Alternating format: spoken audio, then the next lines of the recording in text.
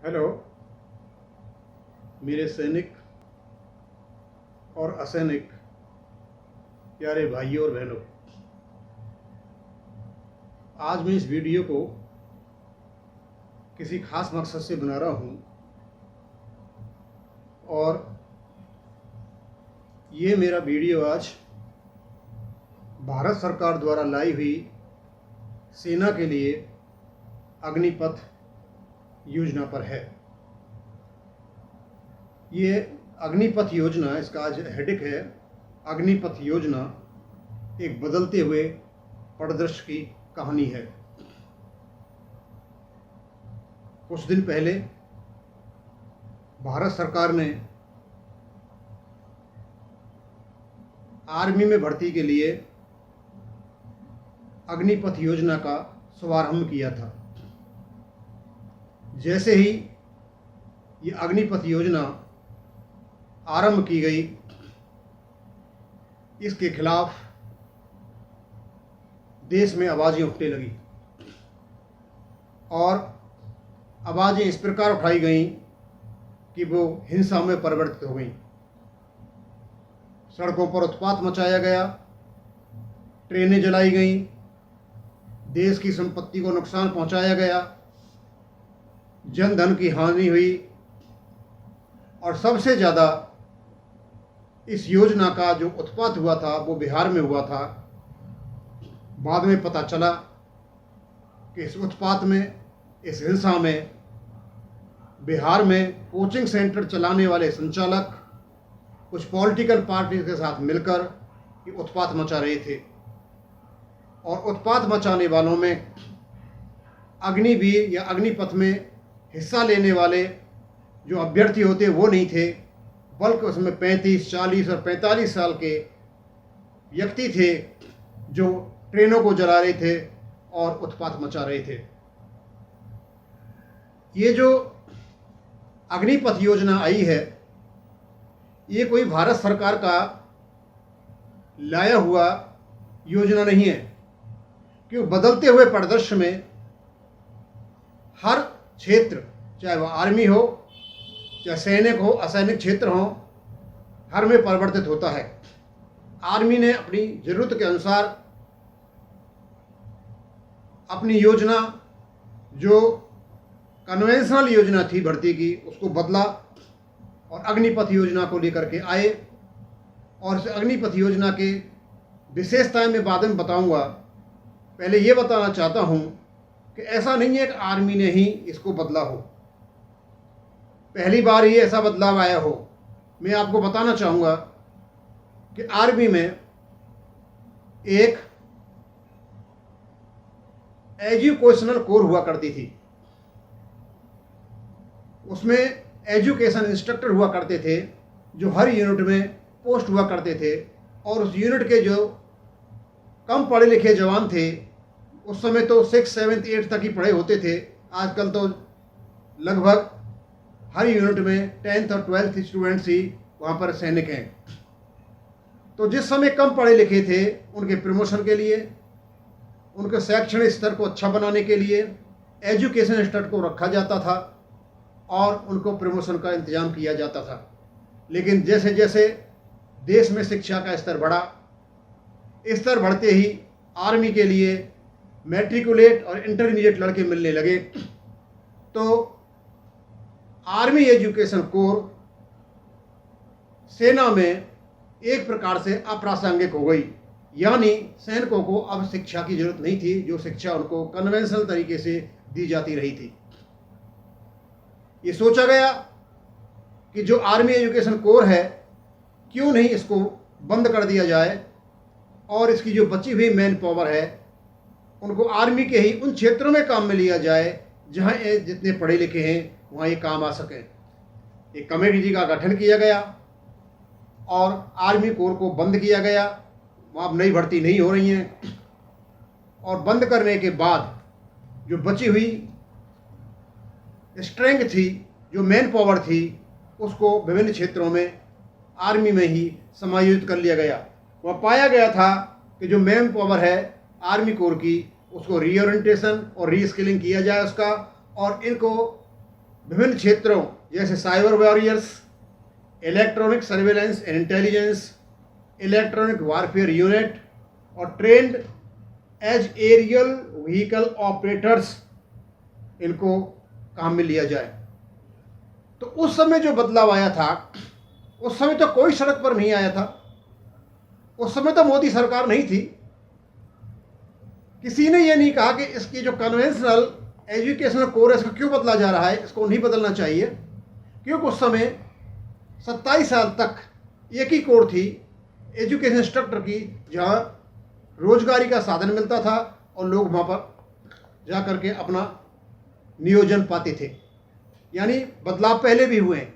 दूसरा, मैं एक असैनिक बदलाव बताना चाहता हूँ जो बैंकों में हुआ था। हमारे यहाँ पर 27-28 बैंक हुआ करते थे जो नेशनलाइज बैंक थे।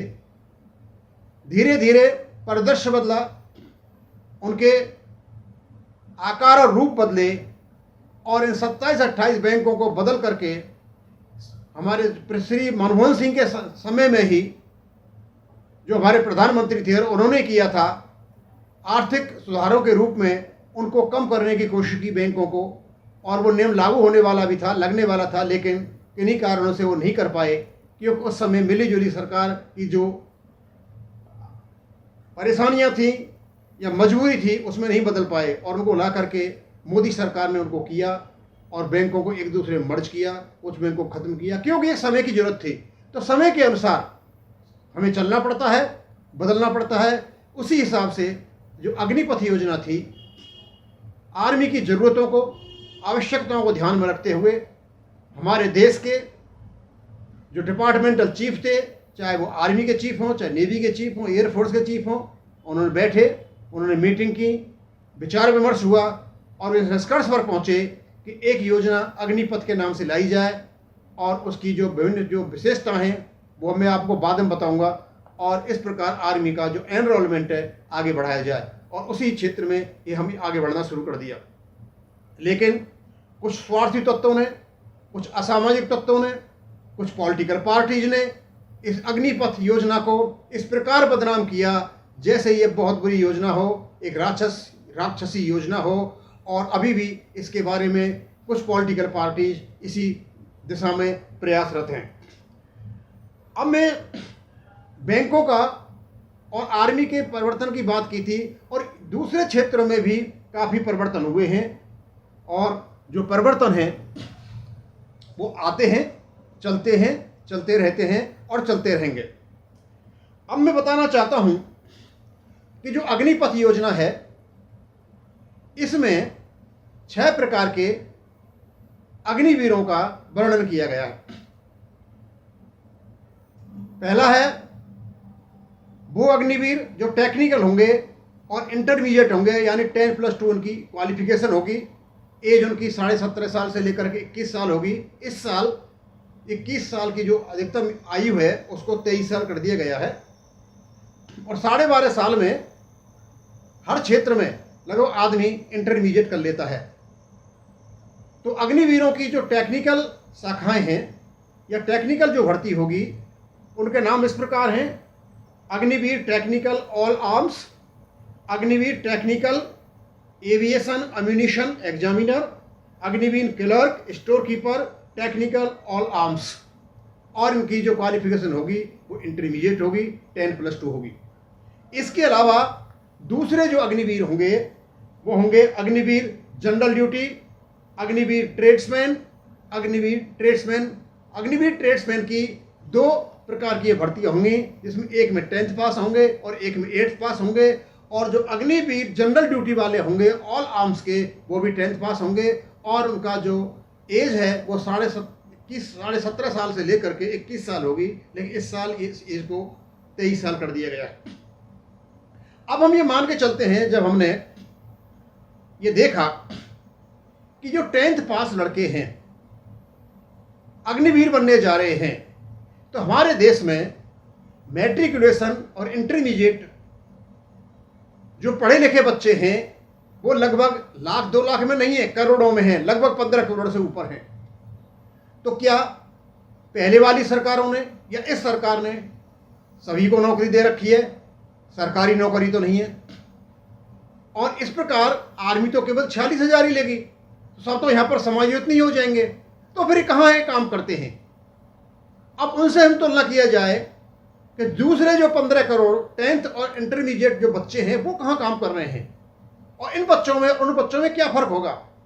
तो मैं एक दुकान पर सामान लेने गया और जाता रहता हूँ। एक दुकान में मैंने लगभग 5 बच्चों को काम करते हुए देखा। मैंने पूछा उनसे कि तुम्हें कितना पैसा मिलता है यहाँ। और सर यहाँ पे हम बहुत काम करते हैं। एक ने बताया 5,000, एक ने बताया 8,000, और जिसको कुछ दिन हो गए थे वो बता रहा था मेरे को मिलते सब 9,000। यानी क्वालिफिकेशन मैट्रिक और इंटरमीडिएट काम एक दुकान में, जो परचूनिया की दुकान है वो काम कर रहा है, ये पढ़ा लिखा बच्चा जिसको अधिकतम सैलरी मिल रही है उसकी 9,000। तो इनसे जब तुलना किया जाए, उनकी क्वालिफिकेशन एक है, उसी एज ग्रुप के बच्चे हैं, और ये बच्चे जो जाएंगे इनको 30,000 रुपये से हर महीने पैसा मिलेगा। उसके बाद इनको 4 साल रिटायर होने के बाद 11 लाख से लेकर के 15 लाख रुपए मिलेंगे।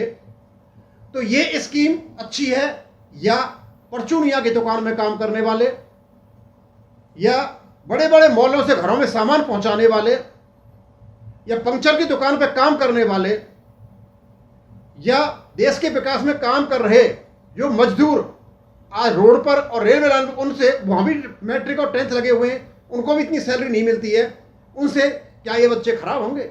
मेरे ख्याल से जो अग्निवीर होंगे वो अग्निवीर होंगे। आर्मी में जाने के बाद उनका जीवन एक डिसिप्लिन होगा, नैतिक होगा, उमंग से भरा होगा, एक प्रकार की शारीरिक शक्ति होगी उनमें, उनका सोच अलग प्रकार का होगा, वो राष्ट्रभक्त होंगे और हमारे देश के लिए बहुत ज़्यादा महत्वपूर्ण होंगे। तो मैं ये समझता हूँ कि 12th और 10th और 8th पास बच्चों के लिए ये सबसे अच्छा मौका है। एक बात और बताना चाहूँगा, जो बच्चे प्रॉमिजिंग होते हैं, होनहार होते हैं, जो आगे बढ़ते हैं, वो 12th के बाद या तो इंजीनियरिंग की पढ़ाई करते हैं, या मेडिकल की पढ़ाई करते हैं, या अन्य क्षेत्रों में चले जाते हैं, सीए वगैरह के लिए, वो इधर नहीं आते। ये वो बच्चे होंगे जो या तो अपने किसी स्वयं के कारण या अपनी आर्थिक स्थिति के कारण आगे पढ़ाई नहीं कर पाए और उनको कोई रोज़गार नहीं है। ये बहुत अच्छा रोज़गार है और हमारे बच्चों को यहाँ पर जाना भी चाहिए। अब मैं ये बताना चाहता हूँ कि जो बच्चे अग्निवीर बन करके जाएंगे और 4 साल के बाद वापस लौट करके सिविल में आएंगे, ये कहाँ इनका नियोजन कहाँ होगा। तो इनका नियोजन मैंने एक लिस्ट देखी है, और शायद ये जो उत्पात मचाता हिंसा हुई थी उसके कारण ये लिस्ट निकल करके आई। उसका पहले ऐसी चर्चाएं नहीं हुई थी।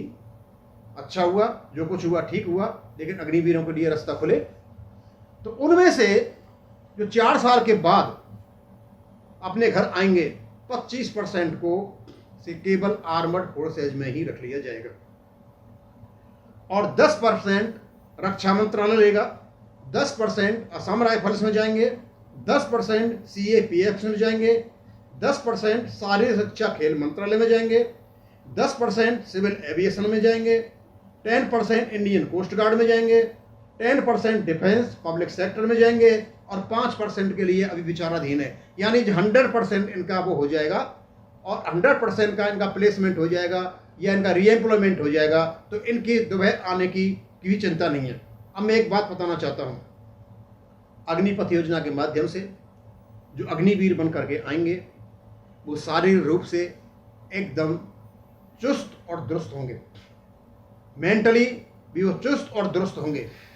इस प्रकार का लॉट, अनुशासित लॉट जब समाज में वापस आएगा, तो मैं यकीन दिलाता हूं कि जो स्टेट पुलिस है, सबसे पहले यही बच्चे पास होंगे और यही बच्चों को स्टेट में लिया जाएगा, क्योंकि इनमें एक प्रकार का अनुशासन होगा, और अनुशासन व्यक्ति को हर एक कोई पसंद करता है। अभी मैं आपको एक बात बताना चाहता हूं, अभी भी लोगों को मिसगाइड किया जा रहा है। मैंने किसी बच्चे से कहा कि आपने जो एयरफोर्स में एनरोलमेंट की प्रक्रिया चली हुई है वो एनरोल कराया नहीं? बोला जी हम तो नहीं करा रहे। क्यों नहीं करा रहे? हमारे लीडर बता रहे थे ये स्कीम ठीक नहीं है। भाई तुम क्या करोगे? वो चुप था। मैंने उनको कहा आप जाइए, एनरोल कराइए, ये अच्छी स्कीम है, किसी नेता के बहकावे में मत आइए। अतः मेरा सभी ईएसएम, सभी सिविल भाइयों से अनुरोध है कि आपके आसपास रहने वाले तंदुरुस्त बच्चे जिनकी हाइट ठीक है आर्मी के लिए, जो 10th हैं या इंटरमीडिएट हैं, वो आर्मी के लिए एनरोल कराएं, खुशी खुशी जाएं और अपना जॉब पाएं। ऐसा नहीं हो कि ये जो हुड़दंग मचाने वाले लोग हैं आपको हुड़दंग में फंसा के रखें और ये अपने बच्चों को आर्मी में भर्ती करा जाए, क्योंकि आजकल लोगों का कोई पता नहीं चलता। अब सारी बात बताने के बाद मैं आपसे यही रिक्वेस्ट करूंगा कि बच्चों को आप अग्निपथ योजना में भेजें और उनको अग्निवीर बनाएं। थैंक यू, धन्यवाद।